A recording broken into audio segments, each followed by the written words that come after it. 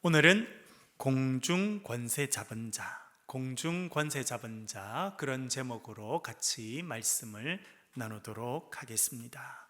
첫 번째 제목은 살리셨고 또 살리시는 주님, 그런 제목을 잡아보았습니다. 에베소서 2장 1절 말씀 다시 한번 화면을 보면서 읽어보겠습니다. 시작. 그는 허물과 죄로 죽었던 너희를 살리셨도다. 아멘. 여러분, 우리 하나님은 어떤 분이십니까? 우리 하나님은 우리를 살려주시는 분이십니다. 예수 그리스도를 통해서 우리를 살려주셨고 지금도 살려주시는 분이 우리 하나님이신 줄로 믿습니다. 여러분, 우리가 아침에 밥을 먹습니다. 그 다음날 되면 밥을 먹습니까? 안 먹습니까? 하루 많이 먹으면 한 일주일쯤 안 먹어도 괜찮습니까? 그렇지 않지요. 우리가 매일 밥을 먹게 됩니다. 한 번에 숨을 많이 쉬었다고 몇 시간 동안 숨을 쉬지 않아도 되는 사람은 아무도 없습니다. 우리의 신앙생활도 마찬가지입니다.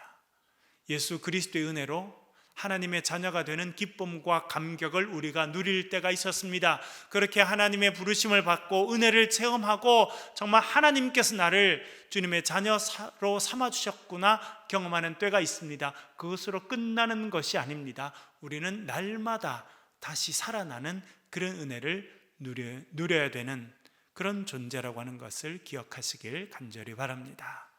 하나님은 우리를 살리셨습니다. 그리고 날마다 우리를 살게 하시는 분이라, 그렇게 우리에게 알려주고 있습니다.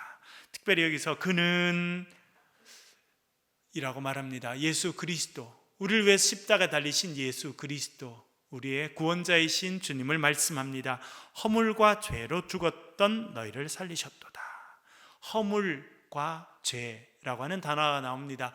다른 단어로 사용하고 있지만 실제로는 같은 뜻이다, 이렇게 생각이 되는데요. 어떤 번역은 보았더니 허물을 불순종이라고 번역했더라고요. 불순종. 여러분, 불순종하면 누가 생각나십니까? 누가 생각나세요? 아담이 생각나죠. 아담과 하와 불순종했습니다. 하나님의 말씀을 듣지 않았습니다. 하나님의 뜻이 아니라 자신들이 원하는 일을 하게 됩니다. 그것이 불순종이에요. 불순종이라고 하는 것은 하나님의 뜻을 따라가지 않는 것, 그것이 불순종입니다. 하나님의 뜻이 분명한데 그 하나님의 뜻이 아니라 자신의 뜻대로 살아가는 것, 그것 자체가 불순종이다, 그렇게 이해해 볼 수 있겠습니다. 그리고 불순종은 뭘로 이어집니까? 죄로 이어지죠. 하나님의 말씀을 어기는 죄, 하나님께서 금지하신 열매를 따먹는 죄, 그리고 하나님께서 주시는 생명의 길이 아니라 저주와 사망의 길로 가게 되는 것이 죄입니다. 하나님께서 우리를 불순종에서 건져주시고 죄에서부터 건져주시고 허물에서부터 건져주셨습니다. 그래서 우리가 하나님의 자녀가 되었습니다. 그러나 우리가 이 죄의 유혹에 끊임없이 노출되어 있다는 것을 또한 우리는 기억해야 합니다. 여러분, 우리 교회도 보면 지금 여러 가지 심각한 병을 진단을 받으시고 치료를 해 오신 분도 계시고 완치 단계에 계신 분이 계시고 또 치료를 진행하고 계신 분, 시작해야 되는 분들도 있습니다. 얼마나 어려운 시간입니까? 어제 내가 건강했다고 오늘 반드시 건강하다, 그렇지가 않습니다. 날마다 살려주시는 하나님의 은혜를 체험해야 되는 사람들이라 우리가 그렇게 이해하고 살아가야 합니다. 제일 어려운 일은 무엇이냐면 하나님, 저에게 왜 이런 어려움이 있습니까? 라고 질문할 때입니다. 지난번에도 제가 말씀을 드렸습니다만 저에게 참 충격적인 일 중에 하나는 공군 군종 목사를 마무리할 때쯤 제가 있던 교회에 집사님 한 분, 비연 전투기 조종사, 그분이 전투기와 함께 추락해서 순직한 일이었습니다.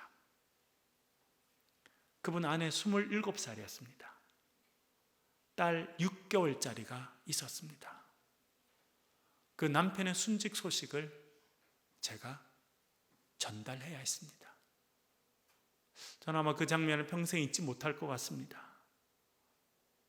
그 여자 집사님 6개월 된 딸을 데리고 그때 아기 모임이 있어서 저희 집에 오신 상태였는데 오늘 오빠가 집에 일찍 들어오겠다 그랬다고, 아침에 비행하러 나가면서 오늘은 집에 일찍 들어오겠다 그랬다고 그렇게 이야기를 했습니다. 그리고 그 뒤에 3일 동안 이어진 장례식, 그 젊은 여자 집사님이 물었습니다. 목사님, 왜 저에게 이런 일이 일어나야 합니까? 우리 남편 군인으로 부름받아서 열심히 훈련해서 전투기 조종사가 돼서 그날도 맡겨진 임무를 감당하기 위해서 비행기를 탔는데 제 삶에 왜 이런 일이 일어나야 됩니까? 질문하시는 것을 듣고 저는 참 깊은 고민에 빠졌었습니다. 제 나름대로는 신학도 공부하고 나름대로 여러 가지 생각들이 많았다고 생각됐는데, 여러분, 가장 인생의 근본적인 질문 앞에서는요 대답할 말이 없더라고요. 여러분, 뭐라고 대답하면 좋겠습니까? 전투기 조종사 남편을 잃은 27살의 젊은 애기 엄마, 6개월짜리 딸을 데리고 있는 그 교인에게 왜 이런 일이 일어났는지 여러분 어떻게 설명하면 좋겠습니까? 할 말이 없더라고요. 그 어머니는요, 젊을 때 혼자 돼서 아들 하나 키웠어요. 그 아들이 공군사관학교를 나오고 전투기 조종사가 돼서 그 어머니는요 비행기 소리만 나면 하늘 쳐다봤다. 그리고 우리 아들 전투기 조종사라고 얼마나 자랑스럽겠어요. 그런데 그분께 어떤 위로의 말씀을 드려야 될지 저는 찾지를 못하겠더라고요. 우리의 삶에 참 어려운 일이 많습니다. 때때로는 대답을 찾기 어려운 일들도 많이 있습니다. 여러분의 삶에도 그렇지 않습니까? 하나님, 제가 열심히 살아왔는데 왜 이런 일을 제가 또 겪습니까? 하나님, 제 삶에 왜 이런 일이 생겼습니까? 하나님, 왜 우리 자녀들 열심히 지내고 최선을 다해 살아왔는데 왜 이런 일을 겪습니까? 라고 우리는 때때로 질문할 수밖에 없습니다. 때때로 대답을 알기도 하고 때때로는 대답을 모릅니다. 때때로는 10년, 20년, 때때로는 30년이 지나야 그것을 깨달을 때도 있습니다. 그러면 우리의 삶에 왜 어려움이 있는 것일까요, 여러분? 저도 오늘 본문에 비춰보면 하나님께서는 우리를 살려주시는 분이시고 지금도 우리를 살리시는 생명의 주님이시라고 하는 것을 우리로 하여금 고백하고 살도록 하기 위함이라 그렇게 이해해 볼 수 있습니다. 여러분, 삶의 어려움이 찾아오거든 주님 앞에 나아가셔서 주님, 내 삶의 주인이 하나님이심을 고백합니다. 주님, 제가 주님 은혜로 살아갈 수 있도록 도와주시고 이번에도 살도록 도와주십시오라고 기도하실 수 있길 바랍니다. 제가 한 번은 생각해 봤어요. 나는 어떤 기도를 제일 많이 하고 살았나.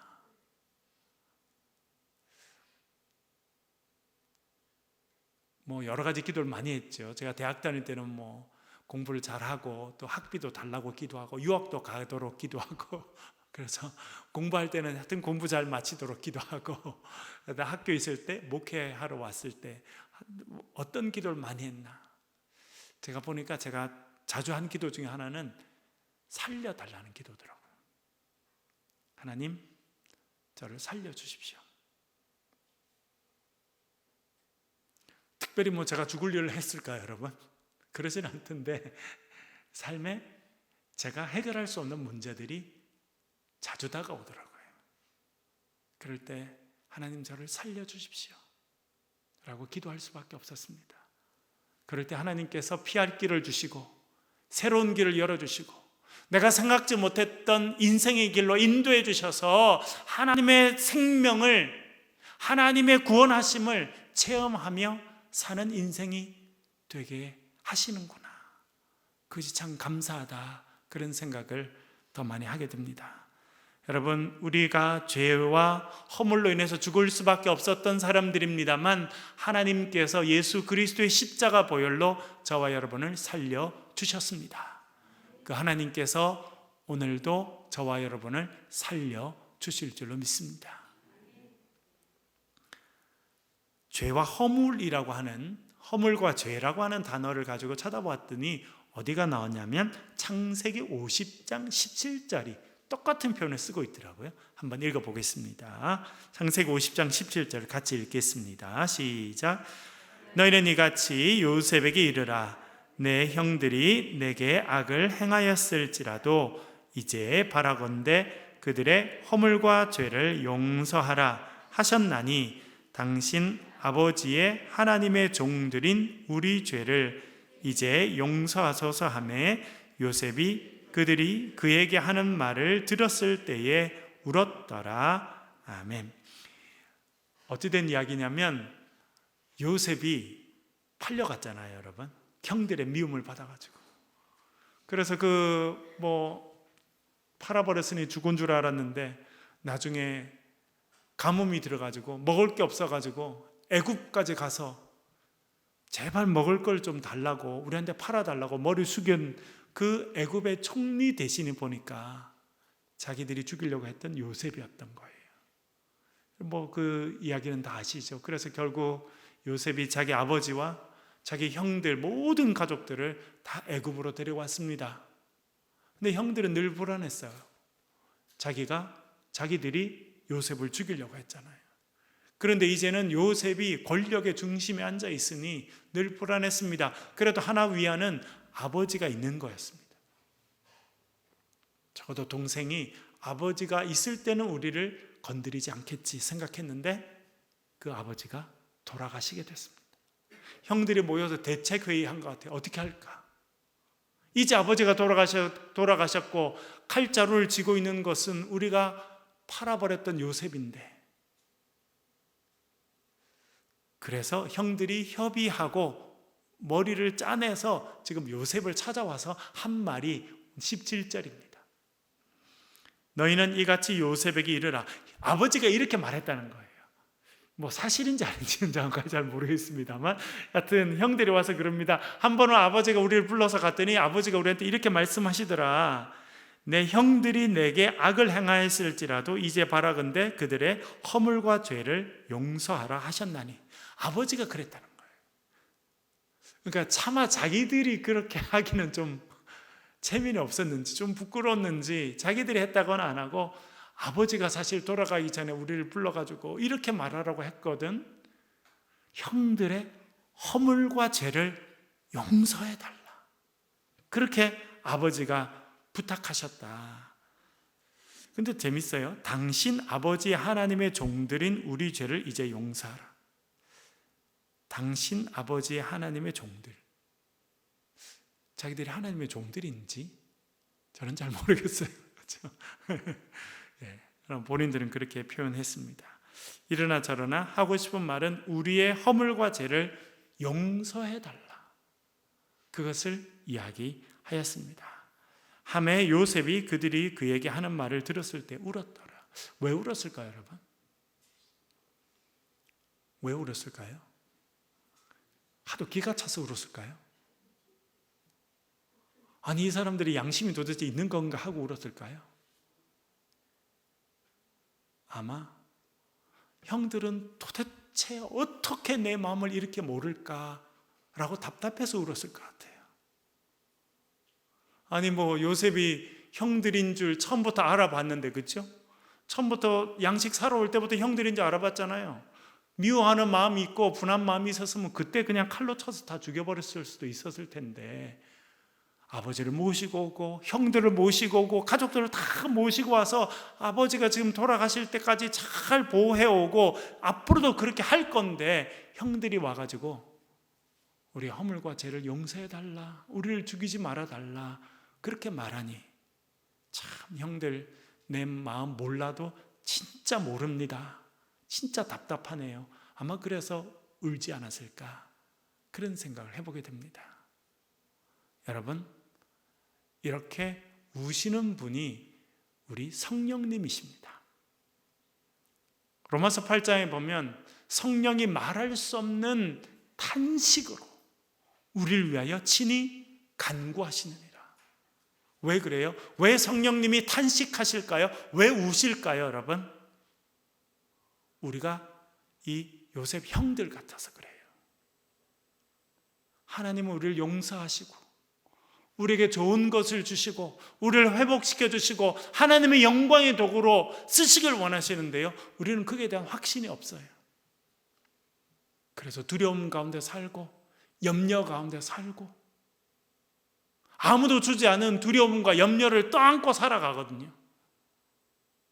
그리고 죄의 유혹에 쉽게 빠지고, 그런 우리를 바라보시면서 성령께서 탄식하시며 간구하신다, 그렇게 사도 바울이 말하고 있습니다. 여러분, 저와 여러분이 섬기는 하나님은 우리를 살려주셨고 지금도 살리시는 분이신 줄로 믿습니다. 그리고 저와 여러분은 앞으로도 살려주셔서 하나님의 영원한 땅 천국에 이르게 해 주실 줄로 믿습니다. 여러분, 그 하나님을 생각하고 기뻐하며 살아가는 것, 그것이 우리의 의무가 아닌가, 그렇게 생각됩니다. 여러분 보세요. 자녀들 키워보셨죠? 5살짜리, 4살짜리, 5살짜리가 앞으로 뭐 먹고 사나 이렇게 고민하고 살면 여러분 어떤 마음이 들겠어요? 5살짜리가 아버지, 우리 내일 먹을 양식 있어요? 앞으로 어떻게 살아가요? 걱정하면 여러분 어떤 마음이 들겠어요? 그래, 네가 5살인데도 부모의 마음을 알아주니 고맙다, 이런 생각이 들겠어요? 안 그러면 쓰잘데기 없는 생각 하지 말고 기쁘게 살아라, 그런 말이 나오겠어요, 여러분? 하나님은 우리 보실 때 그러실 것 같아요. 우리 너무 염려 많잖아요. 너무 고민 많잖아요. 너무 두려움이 많잖아요. 그래서 여러분 이사야를 읽어보고 요즘에 여러분 예레미야 읽어보잖아요. 쭉 그 말씀을 보니까 저도 이제 내일 우리 수능 시험을 보고 우리 부모님 같이 기도하려고 어떤 말씀을 전할까 제가 어제 오늘 계속 말씀을 이렇게 보다가 이사야의 말씀, 이사야 40장 이후의 말씀을 같이 나눠야겠다, 그래서 제가 쭉 봤어요. 계속 나오는 말씀이 뭔지 아세요, 여러분? 두려워하지 말라는 거예요. 왜요? 내가 너와 함께 한다는 거예요. 그것을 말씀하시는구나. 하나님 우리와 함께 하시고 하나님 우리의 주인 되어주시고 우리의 지금 현재를 책임지시고 우리의 미래를 책임지시는데 우리는요 계속 두려워해요. 계속 염려 가운데 살고 계속 두려움 가운데 있고 벌벌 떨고 그렇게 살아가는 거예요. 그래서 주님께서 선지자들 보내셔서 두려워하지 말라, 내가 너와 함께 함이라 라고 말씀하시는구나 하는 것을 깨닫게 됩니다. 여러분, 하나님께서 저와 여러분과 함께 하시는 줄로 믿습니다. 그 하나님은 우리를 살려주시고 구덩이에서 건져주시고 원수들 앞에서 상을 베풀어 주시고 우리 머리에 기름을 부어 주시는 분이신 줄로 믿습니다. 오늘 아침 제가 말씀을 묵상하면서 그 말씀을 했는데, 원수 갚아주는 것, 여러분 어떻게 하는 게 원수 갚아주는 겁니까?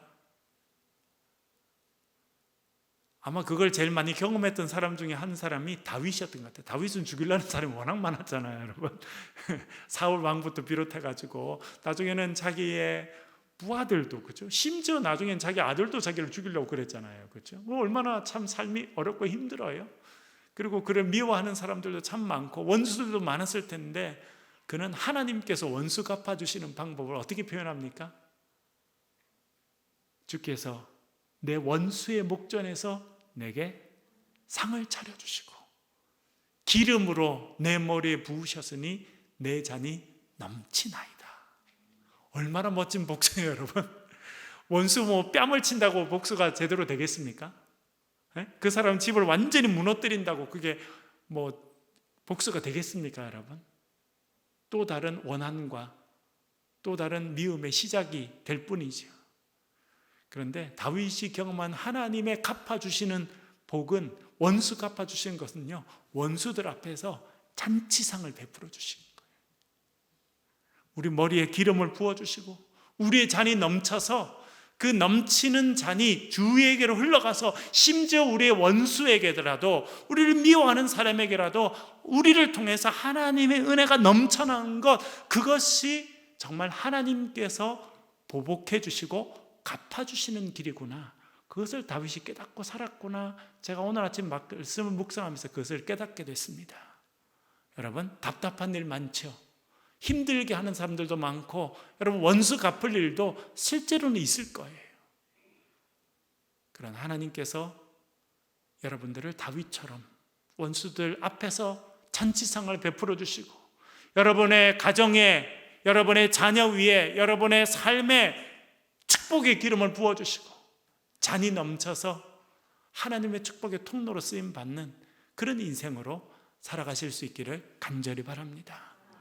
그 사람이 요셉이잖아요. 요셉은 형들에게 칼로, 힘으로 원수를 갚은 게 아니에요.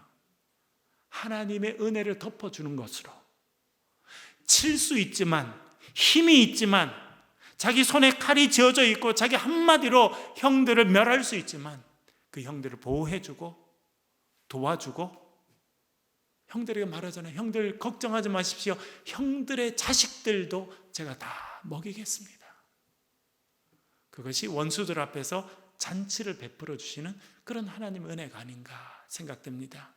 여러분, 저와 여러분, 또 우리 교회에 속한 모든 분들은 하나님께서 그렇게 갚아주시는 그런 은혜를 누리며 사실 수 있기를 간절히 바랍니다.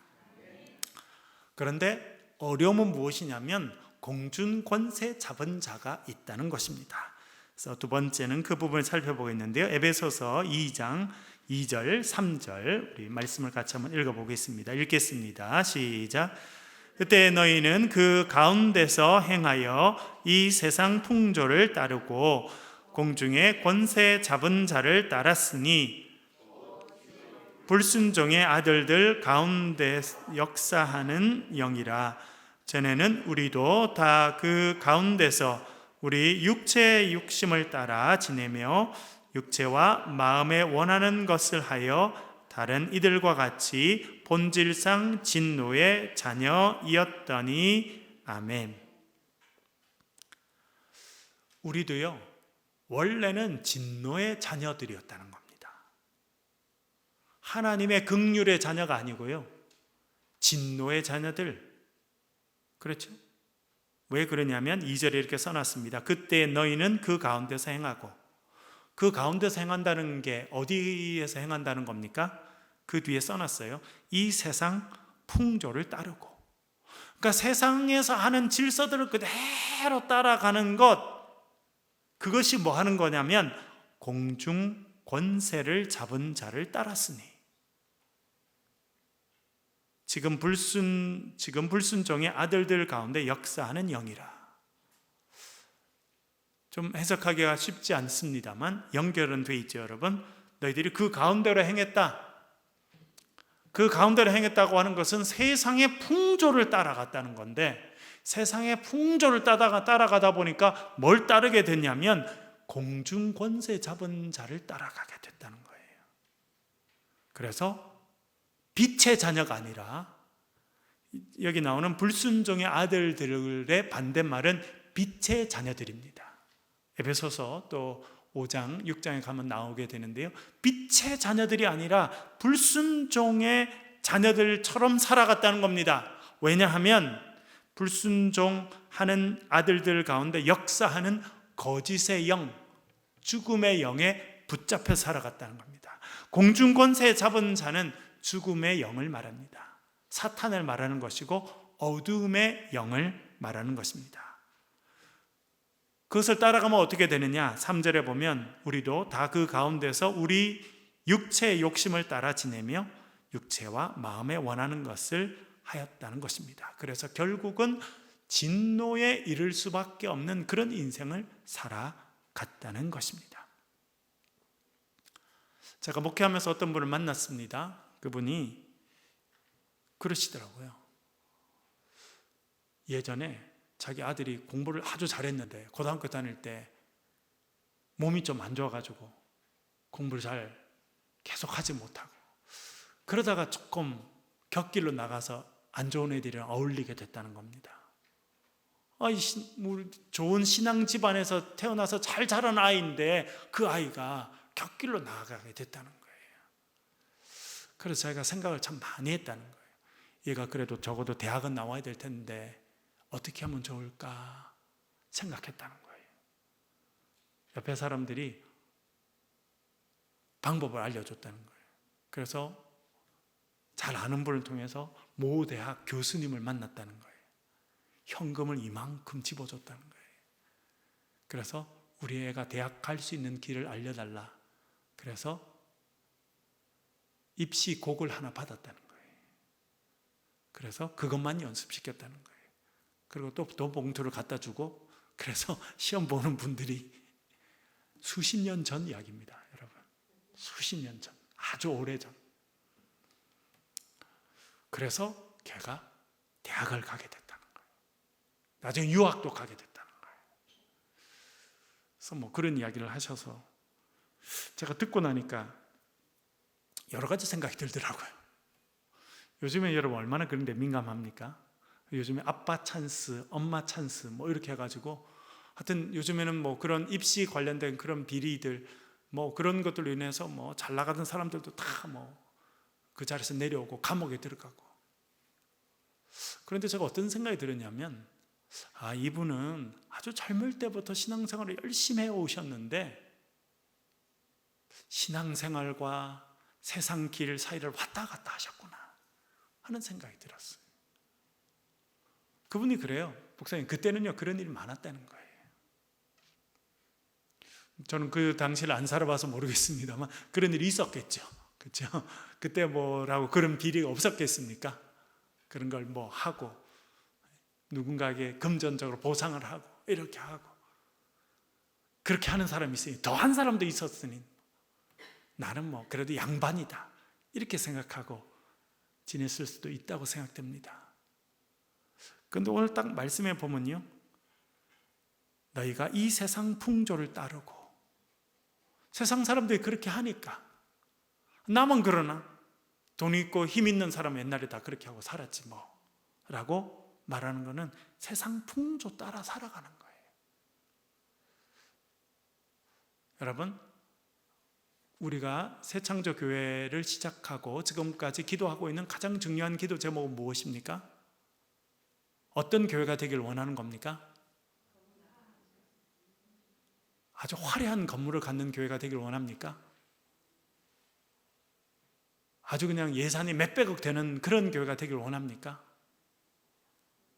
제가 많이 깨닫는 것은, 하나님은 그런 교회가 이 세상에 적기 때문에 힘들어 하시는 분이 아니라는 거. 한국 교회의 어려움은요, 그렇게 큰 교회가 적어서 어려움을 겪는 게 아니라는 겁니다. 건강한 교회가 아니라서 어려움을 겪는 거예요. 그렇죠? 예. 우리나라도, 우리 사회도 점점 더 건강해져 가야 되고, 우리 공동체도, 여러분 우리 뭐 대구에도 얼마나 교회가 많아요. 또 다른 교회가 하나 더 생겨야 될 이유가 뭐가 있느냐, 사람들이 그렇게 질문할 수 있는 그런 상황입니다. 그런데 하나님께서 저와 여러분, 우리를 통해서 새창조교회를 시작하게 하시고 또 우리 교회를 이끌어 가시는 것은 건강한 교회가 되라는 겁니다. 세상 풍조와 똑같이 가는 교회가 아니고, 하나님의 뜻이 무엇인지 분별하고 그것이 많은 사람들이 하는 일과 다르고 뭐 너무 뭐 특별하냐라고 말할 정도가 된다 할지라도 하나님 기뻐하실 일을 따라가는 교회가 되는 것, 그것이 저와 여러분이 오늘도 모여서 기도하고 예배하는 이유인 줄로 믿습니다. 그래서 그런 생각을 하게 됩니다. 신앙생활을 오래 하신 분들도 때때로 그런 유혹이 있지 않겠습니까?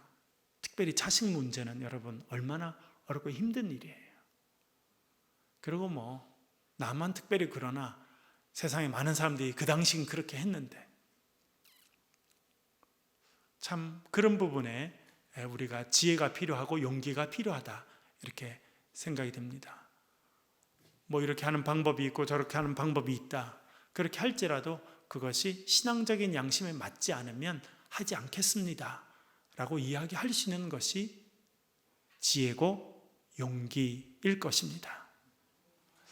여러분, 저도 이제 유학하면서 여러 가지 이야기를 공부를 하면서 생각을 참 많이 했는데, 건강한 공동체가 돼야 되는 이유는 무엇이냐면, 건강하지 못한 공동체 안에 들어있으면 잘못을 잘못이라고 인식하지 못하기 때문에 그렇습니다. 제가 학교에 있을 때도 강의할 때도 그런 예를 들었는데, 지난번에도 말씀드렸습니다만, 사람을 죽이는 것 잘하는 일입니까? 아주 잘못된 일입니까? 사람을 죽이는 것 잘한 일입니까? 잘못하는 일입니까? 범죄죠. 범죄 중에서도 극악한 범죄입니다. 그러나 이 세상에 어느 곳은 사람을 죽이는 것을 칭찬받게 됩니다. 특별히 여러분, 전쟁이라는 상황에 들어가 보십시오. 어떤 사람이 상 받아요? 저는 전쟁에 이미 참여해 보지 못했는데, 전쟁에서 무공훈장 이렇게 받는 사람은 뭘 많이 한 사람이겠습니까? 용감한 일을 많이 하고 또 동료들을 보호하는 일을 하게 되었겠습니다만, 그 일로 인해서 누군가는 희생시키고 죽인 일을 하게 된 것입니다. 그러니까 참 어렵죠. 사람을 죽이는 일은 나쁜 일입니다. 그러나 전쟁이라고 하는 시스템이 되면 그 일을 잘 해야 영웅이 됩니다. 그러니까 제일 좋은 거는 전쟁이라는 게 없어야 되는 거죠. 미국에서 제가 한 10년 정도 유학생활을 하면서 많은 흑인들을 만나게 되었습니다. 참 친한 친구도 생기게 되고, 아주 제가 존경하는 교수님 중에도 그런 분이 계셨습니다. 그런데 미국 사회가 갖고 있는 근본적인 죄악은 무엇이냐면, 흑인 노예 제도를 갖고 있었고 지금도 피부색으로 사람들을 차별한다는 거예요. 안 당해보면 모릅니다. 저도 백인이 아니기 때문에 그런 일을 겪었거든요. 심지어 제가 아이를 키울 때 우리 아이가 반에서 너무 잘하는데 생일 파티에 초대하지 않습니다. 딴 애들은 다 오라고 그러는데 우리 애는 초대하지 않아요. 그런 모습들을 보면서 참 고민이 많아지더라고요. 그래서 여러분, 건강하지 못한 공동체 안에 있으면 나쁜 일을 나쁜 일이라고 느끼지 못하게 됩니다. 그리고 건강하지 못한 공동체에서 열심히 하는 것은 뭐 하는 거예요? 죄를 더 크게 짓는 거예요. 제가 아이히만이라고 하는 사람 이야기하면서 말씀을 드렸죠. 나치 정부 가운데서 유태인 학살하는 데 있어서 가장 앞서서 노력하고 애쓴 사람. 자기는 유태인들을 한 번도 싫어한 적도 없고 한 번도 유태인을 때린 적도 없고 한 번도 증오해 본 적이 없다. 그렇게 재판석에서 이야기했습니다. 그러나 그가 나치라고 하는 병든 공동체 가운데서 열심히 한 결과 600만이 죽게 되고, 자기는 열심을 낸 죄로 극악한 범죄자가 된 겁니다. 그 사람 이야기는 저에게 참 많은 생각을 하게 합니다. 그래서 여러분, 정말 우리가 기도해야 되는 것은 저와 여러분이 있는 나라와 공동체, 특별히 우리가 속해 있는 그곳이 건강한 하나님의 공동체가 되는 것이 중요합니다. 그렇지 않으면 열심을 낼수록 부정적인 일을 하는 일이 될 수도 있기 때문에 그렇습니다. 이 에베소서에서 강조하는 것은요, 공중 권세 잡은 자가 있다는 것입니다. 그리고 우리가 때때로 거기에 종이 될 수 있다라고 하는 것, 그것을 깨닫고 살아가라 이야기합니다. 우리가 6장 볼 때 자세히 살펴보겠습니다만 6장 12절 13절 읽어보겠습니다. 읽겠습니다. 시작. 우리의 씨름은 혈과 육을 상대하는 것이 아니요 통치자와 권세들과 이 어둠의 세상 주관자들과 하늘에 있는 악의 영들을 상대함이라. 그러므로 하나님의 전신갑주를 취하라. 이는 악한 날에 너희가 능히 대적하고 모든 일을 행한 후에 서기 위함이라. 아멘. 그러니까 여러분, 너무 우리는 영적인 두려움을 갖고 살아갈 필요는 없습니다. 사탄이 나를 붙잡고 있으면 어떻게 할까? 뭐 그런 두려움 가운데 살 필요는 없지만요, 또 너무도 무지해서 그냥 아무 일 없다고 생각하는 것도 참 큰일입니다. 그래서 영적으로 깨어 있을 것이 필요하다 라고 말씀하고 있습니다. 이것은 저희들이 6장을 살펴볼 때 좀 더 구체적으로 살펴보겠습니다. 우리가 그런 가운데 살고 있지만 하나님께서 베풀어 주신 은혜가 있습니다. 우리 에베소서 2장 4절과 5절을 읽어보겠습니다. 읽겠습니다. 시작. 긍휼이 풍성하신 하나님이 우리를 사랑하신 그 큰 사랑을 인하여 허물로 죽은 우리를 그리스도와 함께 살리셨고 너희는 은혜로 구원을 받은 것이라. 아멘. 여러분, 주의 은혜로 구원 받으셨습니까? 그 구원을 위해서 여러분 어떤 일을 하셨습니까? 우리는 한 일이 없어요. 믿음도 하나님께서 주시고, 독생자 예수님도 하나님께서 보내주시고, 십자가에 매달려서 우리를 위해서 돌아가시게 하시고, 우리 마음에 은혜를 주셔서 그 2000년 전에 있었던 사건이 나를 위한 사건이라고 하는 것이 믿어지게 하셨습니다. 그리고 믿음을 고백하고 주님의 자녀가 되게 하셨습니다.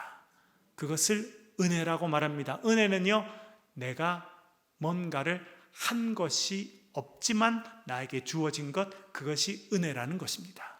저와 여러분이 받은 영원한 생명, 그 구원은 하나님께서 주신 은혜의 선물임을 기억하며 사실 수 있기를 간절히 바랍니다. 허물로 죽은 우리를 그리스도와 함께 살리셨고 너희는 은혜로 구원을 받은 것이라, 그렇게 말해주고 있습니다. 우리가 오늘 저녁에 우리 자녀를 위해서 기도할 때, 하나님 우리 자녀들에게도 은혜를 주십시오.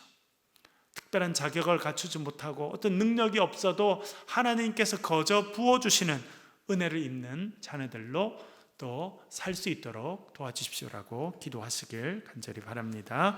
하나님 은혜로 구원받은 우리들, 하나님을 찬양하며 감사하며 살아가실 수 있기를 간절히 바랍니다. 기도하겠습니다. 우리 기도하실 때 말씀을 가지고 한번 기도하겠습니다. 하나님, 우리를 살려주십시오. 우리 자녀들을 살려주시고 우리 가정을 살려주시고 우리가 악한 영에 붙잡혀서 살지 않게 해주시고 악한 일에 쓰임받지 않게 하시고 정말 이 땅 가운데 살면서 하나님의 자녀로 하나님을 섬기고 하나님 기뻐하시는 일들을 감당하도록 기도해 주시고요. 특별히 우리 내일 수학 능력 시험을 보는 우리 자녀들 위해서 기도하겠습니다. 그리고 어린 자녀들, 성장한 자녀들, 출가한 자녀들 이름을 불러가면서 하나님 우리 자녀들 가운데 복과 은혜를 더해 주시고 주의 은혜로 구원받으며 생명 얻는 백성으로 살게 도와달라고 동성으로 같이 한번 기도하겠습니다. 기도하십시다.